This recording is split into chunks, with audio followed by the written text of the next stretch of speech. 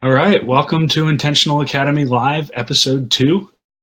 I'm Tony Farrar. I'm going to be joined tonight by Justin Thomas, and we're here to help you squeeze every last drop of value out of your education.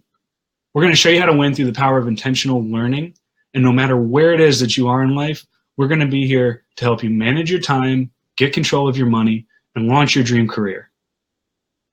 We're coming at you live from the headquarters of... Okay, we're coming at you from my dining room table and from Justin's little study at his place. If there's one word that you need to know about the Intentional Academy, it's bootstrap. We are starting this from scratch. You're not going to find a bunch of fancy cameras, a bunch of expensive lighting, fancy backdrops. We've got medium quality picture, medium quality sound. That's because I'm on a medium quality internet connection. Question is why? Well, everybody here, everybody involved in this project is in the process of eliminating debt. And so let me tell you the story there as a little bit of background on part of what really inspired the Intentional Academy. I graduated with my PhD in 2015, just over 2 years ago. And at the time that I got my first student loan bill, my monthly minimum payment was $1,400. It was bigger than the rent. And that was because with cars, credit cards, and student loans, we had $95,000 in debt. And so we set out on a journey to eliminate that as quickly as possible. And we are now just over 2 years in, and we've got $12,000 left. We're almost there, but we're not quite there yet. And I know Justin wants to tell you his story as well, so I'll let him take over for him, and then I'll come back at you. Yes, once again, I'm Justin Thomas. So my wife and I started our debt-free journey approximately July, and at that time we were fed up. We had almost $50,000 in debt.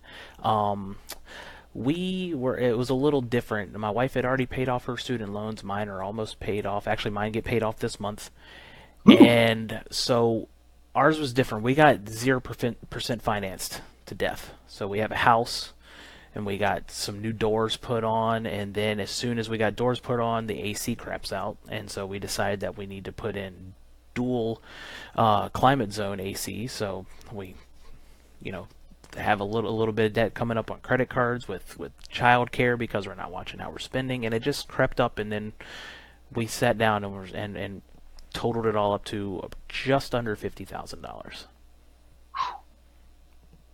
But since July, I believe my calculation has us, I think we've paid off about $15,000 to $17,000 since July in debt. Nice. So, and we killed multiple of those funding lines, and we're about to kill a few more by the end of the year. Right. And so as this show goes on, in an episode coming soon, we'll tell you all the details about what it is that we're doing with money and how that translates to students in particular. That's not really the topic tonight. Is this. The reason that everything is of okay quality right now, at least as far as the dressing is concerned, is that the way you get out of debt is by saying the word no.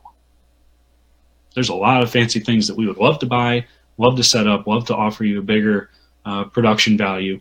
And the answer on that is soon, but not yet. Right now, we're making an investment in our ability to bring you the Intentional Academy by getting our own personal houses in order first. So we'd like to invite you to enjoy the content. The content itself, we believe, is very high quality, and soon the picture and video, etc., will match that. So stay with us here. So this episode, what we're going to do is we're going to talk a little bit about budgeting for a college student, and we're going to spend the majority of our time tonight answering questions that have come in from the intentional community. We've got a lot of different ways that people are asking questions. We'd like to invite you to be a part of that, and so please do. You can leave comments here. You can send emails to tony@tonyfarrar.com. You can find us on every social platform. Check the links at the bottom of the screen here. Any way you reach out, we'd be more than happy to answer your question. All right, so budgeting in college. Here's the interesting poll that I took in class. The average student that I'm teaching this semester is working 16 hours a week, and they're making $10 an hour. I know that doesn't sound like a lot, but here's the thing. I've never heard somebody in college complain about having too much free time. What's interesting is the next poll that I took, which showed that these same students who are working those hours are eating out between 5 and 10 times a week by the time you count lunches and dinners. You don't have to be a mathematical genius to realize that at $10 an hour, eating out 5 or 10 times a week, you're basically eating at least half of that, if not more, every week. And it becomes this vicious cycle. Why are you eating out so much? Well, because it takes time and effort to cook lunch. It takes time and effort to cook dinner. And so if you're busy, say, working all the time, you end up doing those things more. So this is just one area where I think it was really interesting as we were talking about this in class that nobody had kind of recognized this, but you could literally, if you were willing to eat PB&J, like I do every day, you could literally work half as many hours and still make your bills every month. So that led me to start really considering how we can make budgeting work for college students. And I know nobody wants to hear the B word. Budgeting is a lot of effort. It is frustrating because you're constantly saying no to yourself. The bottom line is that's not the fun part. What I've discovered, though, is that here you are at the checkout line. Here you are at the restaurant or the bar, and the bill comes, and there's always that twinge of guilt, wondering, should I have spent that money? Should I spend this money? Is it okay for me to be buying this? And what my budget has done is freed me from that. And so the inspiration that I'd like to offer you to get started in this is just you will find yourself being less stressed and enjoying the money that you do spend much more if you just tell yourself ahead of time how that's actually going to work. Now, budgeting for people out of school is a little different than people in school, mainly because of the fact that your income goes like this. Maybe you work all summer and you make a whole lot, and then you go back to school and you make nothing. Or you work a really small part-time job and you make a few $100 a month, but nothing to write home about. Then all of a sudden you go home for Christmas break or winter break, and you get this another big boost maybe because you work full-time over break, and then it flattens out again for the spring semester, and then hopefully you're off to an internship that pays you really well over the summer. Handling that up and down is really tricky, and so plan that I think is going to help you out as you realize two very important things. Number one is the reason that you're stressed is because you don't have a cushion. And so the first thing that we're going to recommend you do is save up an emergency fund.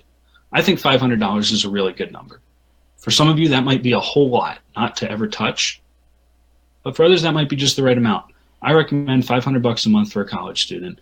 And what that does is it buys you a plane ticket if you need to go home for a family emergency. It buys you a set of tires when you run over the rumble strips the wrong direction.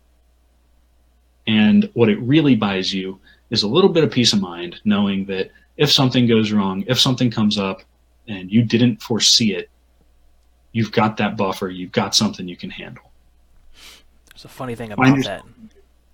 Huh? There's a funny thing about that too, because a lot of times once you prepare for that to happen, a lot of times that stress leaves you, and you end up not necessarily occurring because you've got yourself, you're comfortable, and you know that you're able to take care of it. So it's kind of funny what happens when you get comfortable and you have that cushion. Yeah, it's really funny. I've actually never, knock on wood here, I've never actually had to dip into my emergency fund since I had one. But I felt like every week there was a different emergency before I had this in place. Mm-hmm. So maybe it's just because it put things in perspective. I'm not sure. But it's just magic. It just buys you a load off. Peace of mind. Yeah. It's like insurance against stress. So step one, find yourself a $500 emergency fund. From there, what I want you to do is a little bit of forecasting. And I know that's hard, but here are the things that everybody forgets about that are real. Okay. Number one is at the end of the semester, you have to leave. You're going to travel home, wherever home is. You're going to go to an internship, maybe, especially if it's the summertime. And it costs money to do that. So you can estimate how much it's going to cost you to do that. But then here's the one that got me every summer when I was in college. Every summer, I managed to land myself an internship. And every summer, that meant I needed to come up with a second security deposit for an apartment in whatever town the internship was in. That was a huge blow, usually ended up somehow on a credit card, and that stunk because then you spend the rest of the summer trying to out earn the interest and pay it off.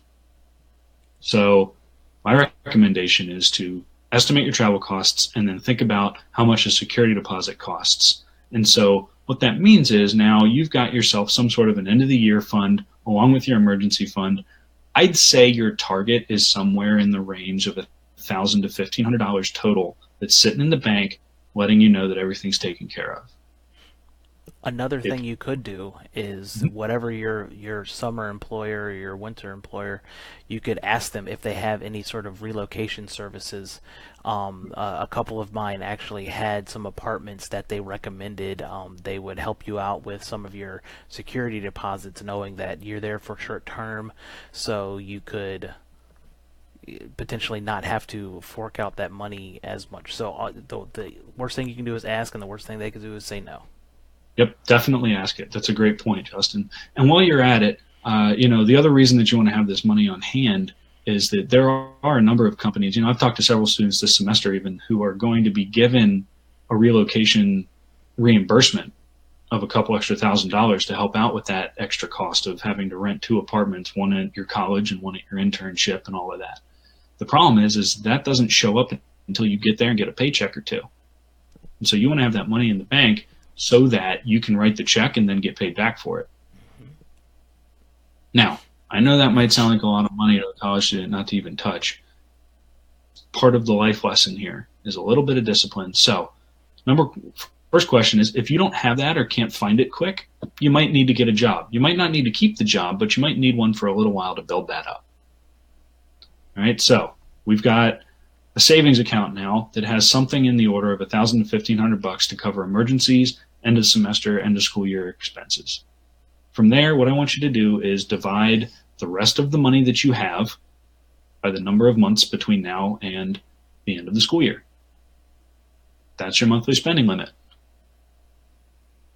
That's the paycheck that you get to burn every month, and you're actually allowed to spend it. That's okay. You want to give yourself a regular income. That's the whole goal here. So the question now is that enough to get the job done? Did you save enough over internships and gifts from parents or whatever else that is that caused you to have this big flow of money at the beginning that you can cover all your expenses for the rest of the school year? If the answer is yes, cool, you're done. You don't need to get a job. If the answer is no, then it's time to get a job to cover the gap. And the thing here is your goal is to do two things. First off, work as little as possible. Your real job as you're a full-time student is being a full-time student. The investment in your future is worth a little bit of stress now. So figure out if you can live below your means a little bit to make this just work. But if you find you need the money, if you find you need the job, find something that pays well and work as little as possible. And the icing on all of this would be if you could find something that was relevant, something that boosts your resume. So yeah, you could go get a job flopping Whoppers, and it's really easy to get that job because you just walk in and tell them you want it, and you're hired as long as you can show up on time and breathe. Or you could try and find something like undergrad research or even working in the tutoring center, even a part-time internship during the semester that will probably pay better per hour and give you a chance to build skills and use skills that are going to be relevant to your future as opposed to just making the paycheck. Resume building experience. Exactly. So that's about all I had there. I don't know if, Justin, if you want to wrap it up with any additional comments here. The only thing I can tell them is that Tony and I both have implored these same methods that he's telling you. Where I mean, it's from experience. We both had internships during the summer. We both did undergraduate research. We both did teaching assistant things. So whatever you can do to get some cash and as much applicable experience as possible is just the most beneficial thing to you. Absolutely. Well, why don't we move on to some questions? Justin's got them here. They were sent in over time, and he's going to read them off, and then we'll chat. All right, so the first question is, I'm tired. I started the semester motivated to learn. Now I just want to be done. I hate the idea of sitting down to study or do homework for hours. How do I get my energy back? And it's definitely that time of the semester, isn't it? Here we are. We're like somewhere in the 10 to 12 weeks, depending on when your semester starts, and out of 14 weeks. And so we're at that hard part. And all I can say is this part of the semester is when everybody realizes that the best sports analogy here is a marathon. It never lets up. You just got to keep chugging. And that's really hard because right around mile 18, everybody's tired. It's like a physical fact that from then on, you are just enduring until you get there. So the first thing that I would say is getting your energy back looks like finding ways to take little breaks. What happens every time I talk to somebody about this is they start out, you're motivated, everything's going well, things are kind of staggered as far as when they're due, and so the other parts of your life are still happening. You're going out with your friends. You're waking up a little earlier in the morning so you can go to the gym. You take a Friday night off and you go have fun instead of doing extra schoolwork. Those are the things that you start saying no to as the school stress builds up, because one of these things might forgive you, but the other one won't, right? I can have a better relationship with my girlfriend next semester. I can't get better grades this semester next semester. And so you start making these negotiations in your head. And so as counterintuitive as it might sound with you being busy and stressed, I would say check the rest of your life, because your energy comes from the fact that you are a complete human. You are not just a study machine. And so what you want to do is ask about the other areas of life. What matters to you? Your health, maybe your social life, maybe a romantic relationship, maybe a hobby that you have. Every time that I feel out of kilter, it's because one of those other things isn't getting the attention that it needs. And even just giving it a little bit of time each week starts to reset and refocus. The other big thing that I would say is it's really hard to sit down and work for hours and hours straight. Early on in the semester, you might have the motivation to be able to do that, but willpower is a finite resource, and it's going to evaporate. And so a trick that worked for me, I won't claim it. I don't know if this is actually like trademarked or what, but it's called Pomodoro technique. It works like this. Pick a block of time, and not a huge one. An hour would be max. And in that hour, what you would want to do is say, work for 50 minutes and then take a 10-minute break. If that's not doing it for you, work for 40 minutes and take a 20-minute break. Actually, as I was writing my dissertation, that's probably the most exhausted I was ever in my student career. I would work for 20 minutes and I would take a 10-minute break, and I would alternate that. And I would literally set an alarm on my phone, and when it went off, I closed the laptop and I took a 10-minute walk. And then another alarm would go off and I'd come back and I'd flip it back open and get back to work. And just knowing that I was going to have that break really helped, because now instead of sitting there staring up at Mount Everest, this 14-hour project you're going to have to do in one sitting, it's like, yeah, you know what? I could give this 20 minutes. And that cycle really helped me. Justin, you got any thoughts? Other than understanding that as a college student, that's your full-time job, and I mean, sometimes it's just difficult, and once you come to figure out ways to make that a little less stressful on yourself, I mean, we can give you techniques, but the bottom line is that you're there to learn, and whatever you need to do to get the job done is what needs to be done. Cool. What's next? The next question is, how often do you sacrifice your health and mental wellness for academics? All right, you want to get real?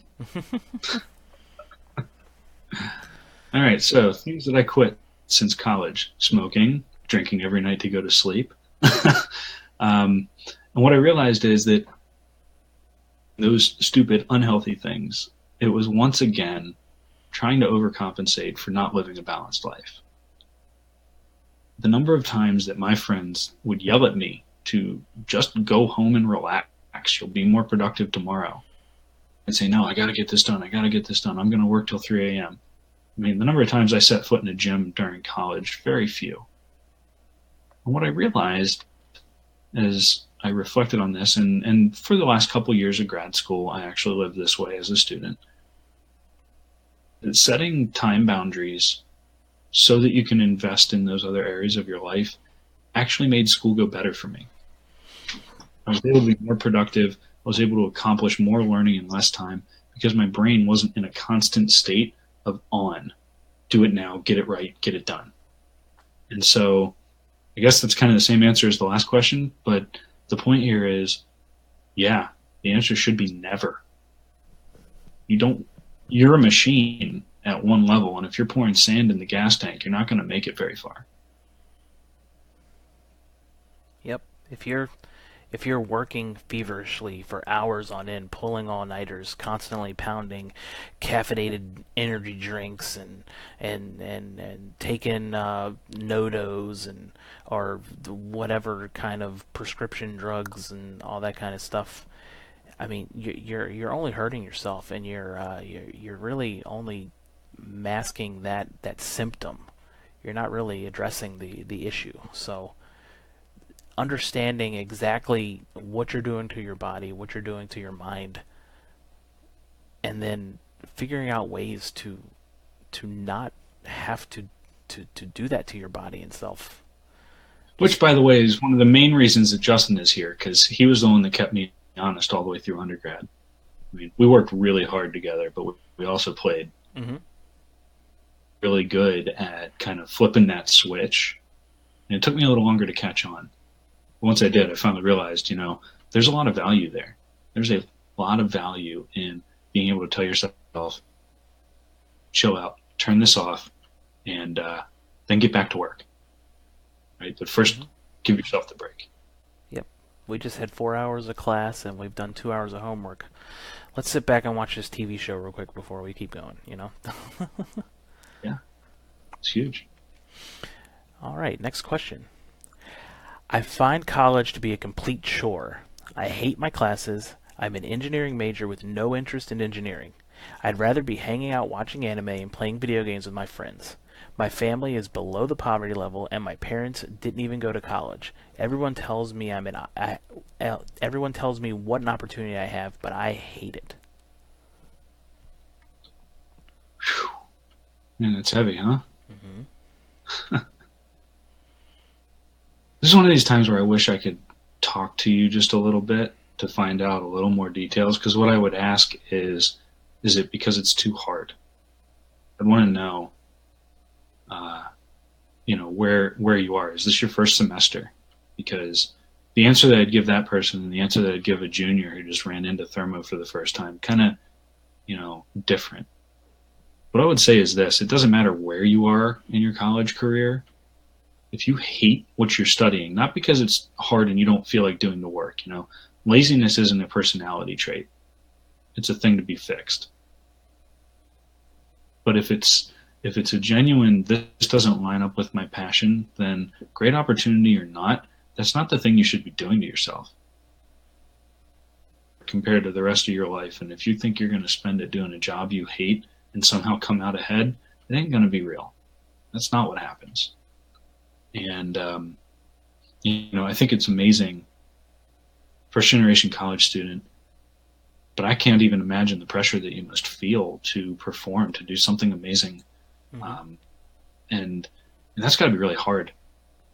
And all I can say is, or actually impressed by, the thing that people are actually hoping you'll do with this opportunity is find something that you love to do and then actually get there.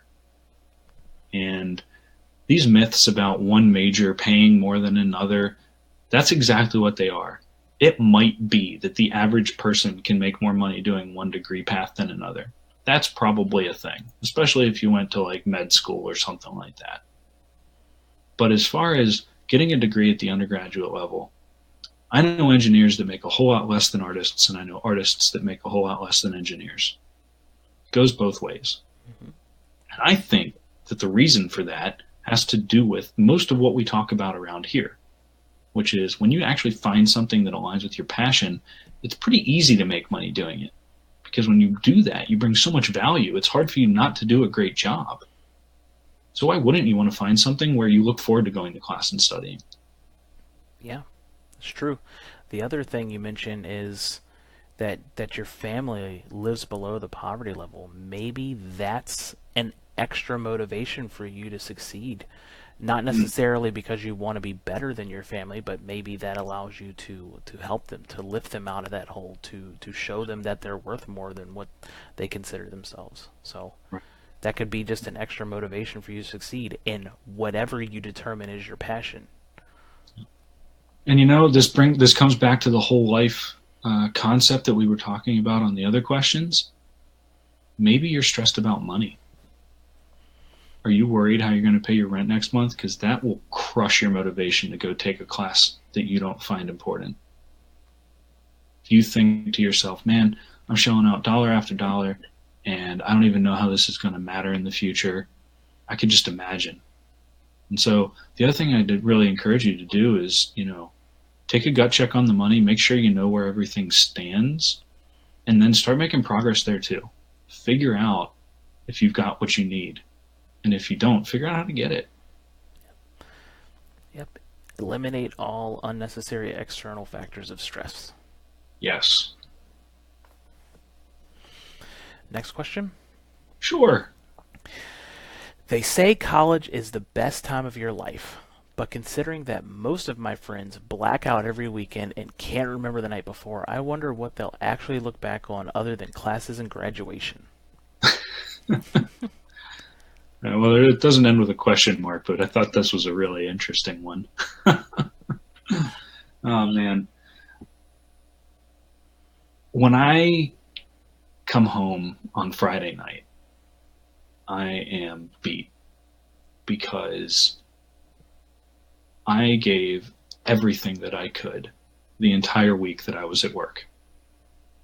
I love what I do, and so I put all the energy I have into it, and man, 5 o'clock on Friday, I am beat. I'm ready to go home and relax. But there's a difference between going home and relaxing and feeling a need to escape from my life altogether. And I've been in the other place too. And I think the reason that this question's so interesting is just, it's a new time of your life. You're out. You've got a lot more freedom maybe than you're used to having. It's very easy to switch into this escapism attitude and end up missing it. Am I saying not to go to a party? Of course not. But there's still a limit. There's a line where you might want to start asking why you're going as far as you're going. And, does everything relate back to the same whole life question? Is that really where we're at here, Justin? I mean, there's lots of factors. It's gaining a better understanding of why you're in college in the first place, what you're there for, what you're there to accomplish, who you're hanging out with, who you surround yourself with. Is that the type of people that you want to be with? Are they helping you succeed in the life-changing endeavor you're at that is very expensive? So just determine why you're there, what you want to get out of it, and are they helping you achieve your goal? Because in the end, this is about you. Right. Man, the other day I saw somebody, I got into it a little bit on Instagram. By the way, you can find me there. It's at the Tony Farrar. There's some other person that stole Tony Farrar, whose name isn't even Tony Farrar, by the way. You can find me on Instagram at the Tony Farrar. I got into it with somebody the other day, 23-year-old recent college graduate who posted 14 years until the end of my career. And of course, the first thing I thought was, oh, that's interesting. Maybe it's like a college graduate who's like military and they're going for the 20-year full retirement, that thing. You check the profile and all this. No, they just, started their first job out of college. And the entire mission is to save enough money and enough investments that they don't have to go to work anymore. And we ended up in this kind of interesting back and forth because financial independence, that's a great goal. You want to get there as soon as possible. I'm on my way, right? I already told you step one for me, crush the student loans. But I am not going to stop my job in 14 years. I love it too much. I've got too much left to offer. And all I could think is, this is like the macro version of the same question that we're answering here of, this person who all they want to do is escape. All they want to do is get done. Man, I want to build a life that I don't need a vacation from. Am I going to take vacations? Heck yeah. But that's just because I like a balanced life, not because I hate my job so much I got to get away from it. Whew. I don't know. That's not the way I want to live in my career. And it's not the way you should want to live as a student either. Thank God it's Friday. Oh God, it's Monday. Man, who wants to be that way? Yep. I agree. There's not much more you can say. When you look at that money, look at that dollar value.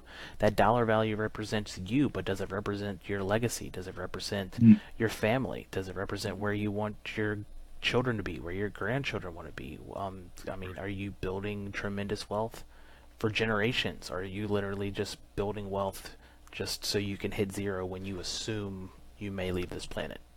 Yeah. Who wants to retire at 45?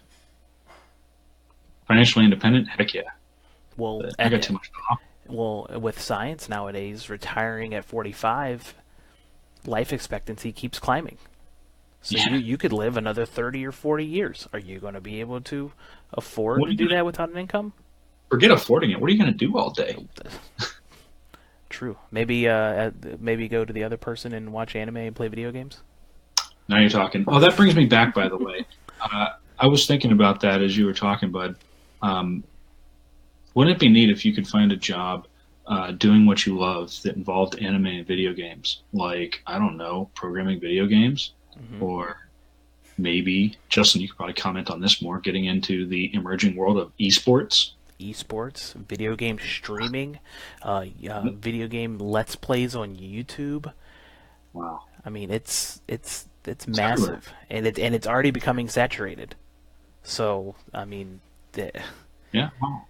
But the point is, you might have opportunity there, and while you're thinking about how much you hate engineering class, you could actually be building a career around the things you love. I don't necessarily hate my job with the Navy as an engineer, but what I am finding is that I'm becoming more and more passionate about what we're doing right now. And so my motivation is to continue on my path, but eventually work into this sort of role and to expand this community into something meaningful and worthwhile. Yes. All right, what do you think? One more? We are at 34 minutes.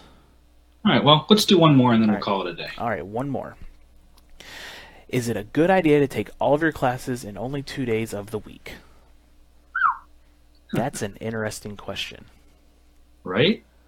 I think the question is why. If it's so that you have long study times on the other days, maybe that would be really great. If it's because you're trying to work 12-hour days the other days, you're going to find yourself pretty tired.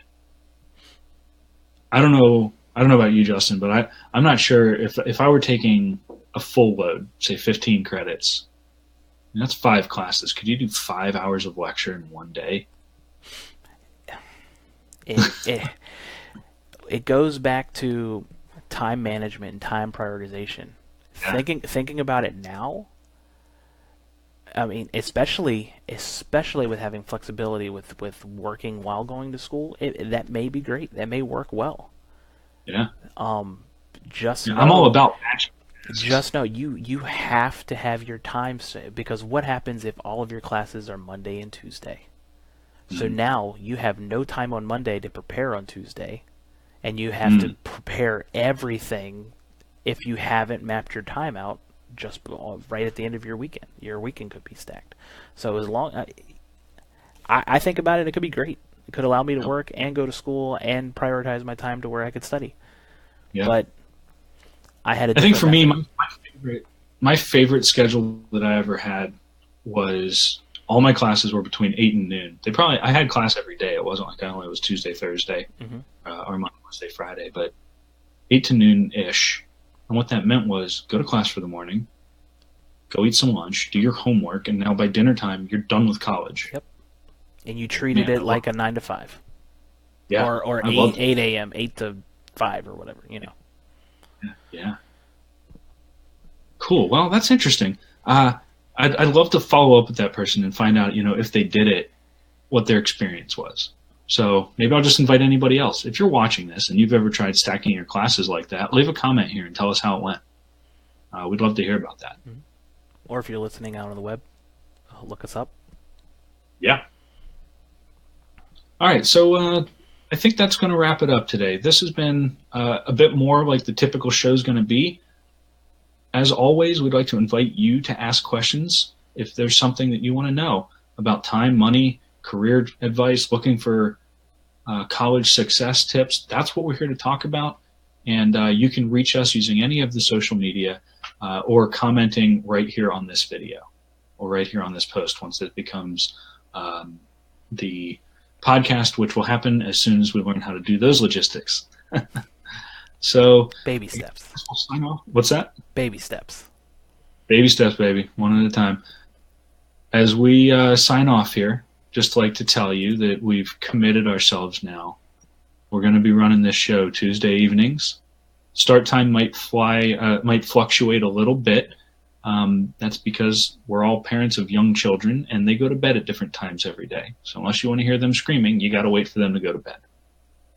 That's the really real world that we live in right now.